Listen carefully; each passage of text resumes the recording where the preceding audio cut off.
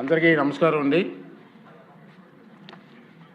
మూడవ రోజు సమావేశానికి వచ్చేసినటువంటి సభ్యులందరికీ కూడా స్వాగతం, సుస్వాగతం. ఇప్పుడు గౌరవ ఆర్థిక శాఖ మంత్రి గారు బడ్జెట్ ప్రవేశపెడతారు.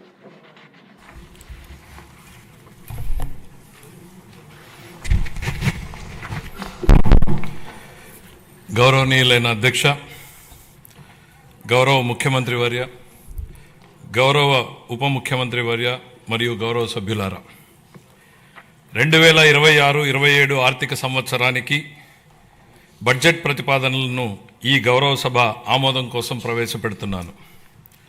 ఈ బడ్జెట్ ఒట్టి జమా ఖర్చుల లెక్క మాత్రమే కాదు, 5 కోట్ల రాష్ట్ర ప్రజల ఆశలు, ఆకాంక్షలను నెరవేర్చేందుకు ఉద్దేశించిన రోడ్ మ్యాప్ ఇది. వరుసగా మూడోసారి బడ్జెట్ సమర్పించడం నాకు దక్కిన అపూర్వమైన గౌరవం. ఈ అవకాశం ఇచ్చిన ముఖ్యమంత్రి చంద్రబాబు నాయుడు గారికి సర్వదా కృతజ్ఞుడిని. మా దృష్టిలో బడ్జెట్ అంటే కేవలం పద్దుల ప్రకటన కాదు, ఇది అంకెలకు అతీతం. రాష్ట్ర అభివృద్ధి, ప్రజా సంక్షేమాల్ని జోడెద్దుల బండిలా పరుగులు పెట్టించాలన్న మా దృఢ సంకల్పాన్ని బలంగా చాటి చెప్పే ఒక ప్రకటన. ఈ బడ్జెట్ సాగునీటి కోసం ఎదురుచూసే రాయలసీమ రైతుల కలల్ని సాకారం చేసేది, అవకాశాల కోసం ఎదురుచూస్తున్న శ్రీకాకుళం జిల్లాలోని యువ పట్టభద్రులకు గుండె నిబ్బరాన్నిచ్చేది, భవిష్యత్తుపై కొండంత ఆశతో కుటుంబాన్ని నడిపిస్తున్న నెల్లూరు గృహిణికి భరోసానిచ్చేది, కోస్తాలోని మహిళా పారిశ్రామికవేత్తలతో స్ఫూర్తిని నింపేది. దీనిలో ప్రతిపాదించే ప్రతి రూపాయి రాష్ట్ర ప్రజల ఆశలు, ఆకాంక్షలను సాకారం చేసేందుకు ఉద్దేశించింది. గత ప్రభుత్వ విధ్వంసకర పాలన చేసిన లోతైన గాయాలు, మిగిల్చిన చేదు అనుభవాలు మనం ఏం చేయకూడదో నిరంతరం గుర్తు చేస్తున్నాయి.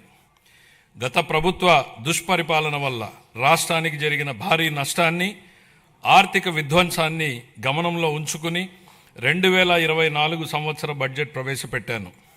గత ప్రభుత్వం మిగిల్చిన గాయాలను మాన్పి 5 ఏళ్ల విషాదాన్ని దాటుకుని రాష్ట్రాన్ని పునర్నిర్మాణం చేసే దిశగా నడిపించేందుకు 2024 బడ్జెట్ బలమైన పునాది వేసింది. 2025 బడ్జెట్ స్వర్ణాంధ్ర 2047 లక్ష్యానికి అనుగుణంగా రాష్ట్రాన్ని అభివృద్ధి పథంలో నడిపించింది. అంత భారీ విధ్వంసానికి గురైన రాష్ట్రాన్ని పునర్నిర్మించేందుకు 2 ఏళ్లు చాలా తక్కువ సమయం.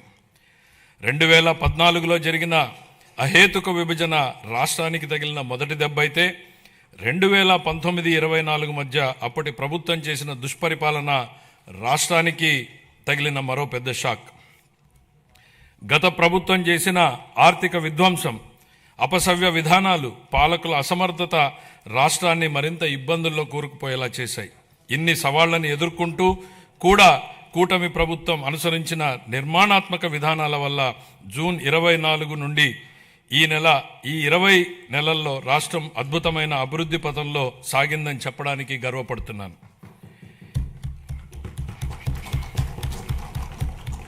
ఇప్పటి వరకు మనం ఏం సాధించాం, ఇప్పుడు ఎక్కడున్నాం, ఇంకా చేయాల్సిందేంటి అన్న అంశాల్ని కూలంకిషంగా ముదింపు చేసుకుని ఈ బడ్జెట్ని రూపొందించాం.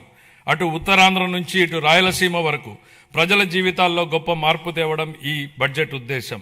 మా లక్ష్యం కేవలం కాగితాలపై కనిపించే వృద్ధి లెక్కలు కానే కాదు, అభివృద్ధి సంక్షేమ ఫలాల్ని క్షేత్రస్థాయిలో ప్రజలకు అందేలా చేసి వారి జీవితాల్లో వెలుగులు చూడాలన్నదే మా తపన. విధ్వంసం నుంచి వికాసం దాకా 24 జూన్ నుండి ఇప్పటిదాకా సాగిన అభివృద్ధి ప్రయాణం నిజంగా అద్భుతం. 24-25లో అధికారంలోకి వచ్చిన మొదటి సంవత్సరంలోనే ఆర్థిక వ్యవస్థను మళ్లీ గాడిలో పెట్టాం.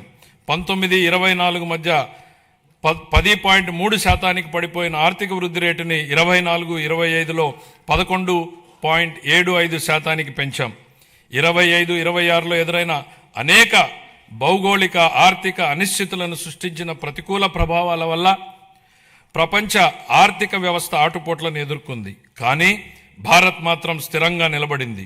జమ్మూ కాశ్మీర్లో అమాయకులైన పర్యాటకుల్ని పొట్టన పెట్టుకున్న ఉగ్రవాద మూకలకు ఆపరేషన్ సింధూర్ పేరుతో భారత ప్రభుత్వం గట్టి జవాబునిచ్చింది. ఉగ్రవాదం, భౌగోళిక రాజకీయ అనిశ్చితులు, సుంకాల యుద్ధంతో తలెత్తిన ఉద్రిక్తతలకు భారత్ చలించదని ప్రధాని నరేంద్ర మోడీ నాయకత్వం ప్రపంచానికి బలమైన సందేశం ఇచ్చింది. భారతదేశానికి ఆయన నాయకత్వం భారత్ను శక్తివంతంగా తీర్చిదిద్దింది, ఆత్మవిశ్వాసంతో తలెత్తుకునేలా చేసింది. ఆయన ఈరోజు భారత ప్రపంచ వేదికపై సగర్వంగా తలెత్తుకునేలా చేశారు. కాబట్టే భారత్ కి బులంద్ పెహచాన్ హై మోడీ అని యావత్ జాతి మొత్తం మోడీ నాయకత్వాన్ని అండగా నిలబడింది. భారత్ ఎట్టి పరిస్థితుల్లోనూ ప్రజల ప్రయోజనాల విషయంలో రాజీ పడబోదని ప్రపంచానికి అర్థమైంది. ప్రపంచంలో అనేక అస్థిర పరిస్థితులు ఉన్నప్పటికీ ప్రధాని నరేంద్ర మోడీ గారి నాయకత్వంలో భారత్ 8% వృద్ధి రేటును సాధించి సత్తా చాటింది. భారతదేశంతో పాటు ఆంధ్రప్రదేశ్ కూడా ప్రపంచ వేదికపై వెలుగు లీనుతోంది. విశాఖపట్నంలో ఏఐ డేటా సెంటర్ ఏర్పాటు చేయాలన్న గ్లోబల్ ఐటీ దిగ్గజం గూగుల్ నిర్ణయం ఒక్కసారి ప్రపంచ దేశాలన్నీ ఆంధ్రప్రదేశ్ వైపు తలెత్తి చూసేలా చేశాయి. దాన్ని బాహుబలి ఒప్పందంగా పేర్కొనవచ్చు. ప్రపంచ పెట్టుబడులకు గమ్యస్థానం ఆంధ్రప్రదేశ్ అని ఆ ఒప్పందం రుజువు చేసింది. గౌరవ ముఖ్యమంత్రి చంద్రబాబు నాయుడు గారి సమర్థ నాయకత్వం, మరి యువ నాయకుడు గౌరవ మంత్రివర్యులు శ్రీ నారా లోకేష్ గారి విశేష కృషి వలన ఇది సాధ్యమైంది. ఇంతేకాదు, రాష్ట్రంలో పెట్టుబడులు వస్తున్నాయి, ప్రభుత్వంపై నమ్మకం పెరిగింది అంటే అది గౌరవ ముఖ్యమంత్రి గారి దార్శనికత పాలన మరియు గౌరవ ఉప ముఖ్యమంత్రి శ్రీ పవన్ కళ్యాణ్ గారి విశ్వసనీయ భాగస్వామ్యం వల్లనే సాధ్యమైంది. ఈ మార్పుకి సారథులు మన రాష్ట్ర ప్రజలేనని మేము బలంగా నమ్ముతున్నాం. 2024 జూన్లో రాష్ట్ర ప్రజలు ఎన్డీఏకి కనీ విని ఎరుగని రీతిలో ఘన విజయం కట్టబెట్టినప్పుడే ఈ మార్పు మొదలైంది. ప్రజలు మాకు వేసిన ప్రతి ఓటు వెనుక వారి ఉద్దేశం బలంగా స్పష్టమైంది. ప్రజలు వారితో పాటు వారి పిల్లలకు సురక్షితమైన బంగారు భవిష్యత్తు కోసమే ఎన్డీఏని అధికారంలోకి తెచ్చారు. గత ప్రభుత్వం పారిశ్రామికవేత్తల్ని, పెట్టుబడిదారుల్ని రాష్ట్రం నుంచి తరిమేసింది. 2019-24 మధ్య అప్పటి పాలకుల నుంచి ఎదురైన చేదు అనుభవాలతో పెట్టుబడిదారులు రాష్ట్రానికి రావాలంటేనే భయపడిపోయారు. పెట్టుబడులు రాకపోవడం, ఉన్న పరిశ్రమలనే మూసివేయడంతో నిరుద్యోగం తాండవించింది. కూటమి అధికారంలోకి వచ్చాక ఈ 20 నెలల్లో పరిస్థితులు పూర్తిగా మారాయి. పెట్టుబడిదారులకు దేశంలో అత్యంత అనుకూలమైన పరిస్థితులు ఇప్పుడు మన రాష్ట్రంలో ఉన్నాయి. దేశ జనాభాలో కేవలం 4.2% వాటా మాత్రమే ఉన్నప్పటికీ ఆంధ్రప్రదేశ్ ఇప్పుడు పెట్టుబడుల్ని ఆకర్షించడంలో మిగతా రాష్ట్రాలని వెనక్కు నెట్టింది. పెట్టుబడిదారులకు అత్యంత స్నేహపాత్రమైన రాష్ట్రంగా నిలిచింది. బ్యాంక్ ఆఫ్ బరోడా నివేదిక ప్రకారం 2025-26 ఆర్థిక సంవత్సరంలో ప్రతిపాదిత పెట్టుబడుల్లో 25% ఆంధ్రప్రదేశ్కు రావడమే దీనికి నిదర్శనం. బ్రాండ్ చంద్రబాబు వల్లనే ఇది సాధ్యమైంది. ఇప్పటి వరకు మనం ఈజ్ ఆఫ్ డూయింగ్ బిజినెస్ గురించి మాట్లాడే వాళ్ళం, ఇప్పుడు గేరు మార్చాం. స్పీడ్ ఆఫ్ డూయింగ్ బిజినెస్ ఇప్పుడు మన విధానం. గౌరవ ముఖ్యమంత్రి చంద్రబాబు నాయుడు గారి సమర్థ నాయకత్వం, దార్శనికత, ప్రభుత్వ సుస్థిర విధానాలు రాష్ట్రాన్ని విజన్ స్వర్ణాంధ్ర 2047 లక్ష్యం దిశగా వేగంగా నడిపిస్తున్నాయి. ఆంధ్రప్రదేశ్ భవిష్యత్తుని స్వర్ణమయం చేసే మహాక్రతువులో గౌరవ ముఖ్యమంత్రి గారి చారిత్రాత్మక పాత్ర పోషిస్తున్నారు. తాను నాటిన చెట్ల నీడలో తానెప్పటికీ కూర్చోలేనని తెలిసినా భావి తరాల కోసం చెట్లు నాటే వ్యక్తే జీవితం యొక్క నిజమైన విలువలను అర్థం చేసుకున్నాడు అన్న విశ్వకవి గురుదేవులు శ్రీ రవీంద్రనాథ్ ఠాగూర్ గారి మాటల్ని ఇక్కడ నేను ఉటంకిస్తున్నాను. గౌరవ ముఖ్యమంత్రి ఈ భావనకు అసలైన ప్రతిరూపం. ఆయన కేవలం దూరదృష్టి గల నాయకుడు మాత్రమే కాదు, దాన్ని సాకారం చేయగల దక్షత కలిగినటువంటి నాయకుడు. తన దార్శనికతతో అమలు చేస్తున్న విధానాలు భావితరాలకు మేలు చేస్తాయన్న దృఢ విశ్వాసంతో వాటి సాధనకు అహర్నిశలు నిస్వార్థంగా కృషి చేస్తున్న గొప్ప నాయకుడు. సమాజ క్షేమం కోసం 365 రోజులు అవిశ్రాంతంగా ఒక తపస్సులాగా పనిచేస్తున్నారు. 1990వ దశకంలో ఆయన ఇన్ఫర్మేషన్ టెక్నాలజీ గురించి మాట్లాడినప్పుడు, దార్శనికతను అమల్లో పెట్టినప్పుడు దాని ఫలితం ఎలా ఉంటుందో చాలామందికి అర్థం కాలేదు.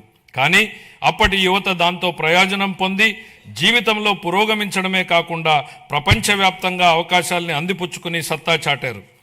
అప్పుడు ఆయన అమలు చేసిన సంస్కరణలు, తీసుకున్న విప్లవాత్మక నిర్ణయాలతో వెలిగించిన దీపం లక్షలాది జీవితాల్లో వెలుగు నింపింది.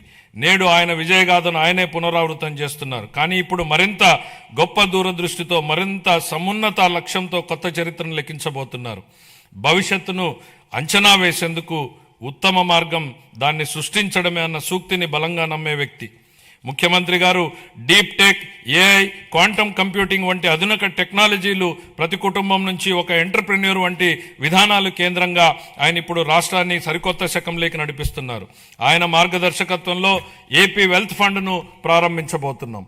రాబోయే రోజుల్లో అది Norway, UAE sovereign wealth funds లా విస్తృతమై మొత్తం రాష్ట్రాన్నే నడిపించడానికి సరిపోవచ్చు.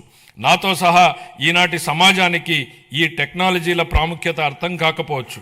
కానీ ఆయన ఐటీ రంగంలో చూపిన చొరవ వల్ల 1990లో నాటి యువతరం లబ్ధి పొందినట్టే ఈనాటి యువత కూడా ఏఐ, డీప్ టెక్, క్వాంటమ్ టెక్నాలజీతో భవిష్యత్తు ఖచ్చితంగా లబ్ధి పొందుతుంది.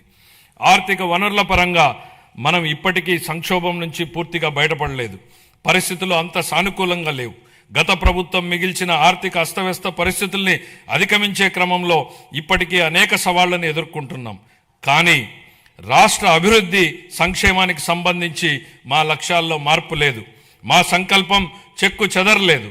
మా ప్రయాణాన్ని స్థిరంగా కొనసాగించేందుకు ప్రధాని నరేంద్ర మోడీ నుంచి అమూల్యమైన మద్దతు, సహకారం లభిస్తున్నాయి. ఆయనకు కృతజ్ఞతలు తెలియజేస్తున్నాం. కేంద్ర ఆర్థిక మంత్రి శ్రీమతి నిర్మలా సీతారామన్ గారు అందిస్తున్న గొప్ప సహకారం గురించి ప్రత్యేకంగా ప్రస్తావించాలి. కష్టకాలంలో ఆమె రాష్ట్రానికి వెన్నుదన్నుగా నిలబడ్డారు. పోలవరం ప్రాజెక్టును మళ్లీ గాడిలో పెట్టడం, రాజధాని అమరావతి నిర్మాణాన్ని పునఃప్రారంభించడంలో పూర్తి సహకారం అందించారు. రాయలసీమ గ్లోబల్ హార్టికల్చర్ ప్రాజెక్టును ముందుకు తీసుకెళ్లేందుకు అవసరమైన తోడ్పాటును అందించారు.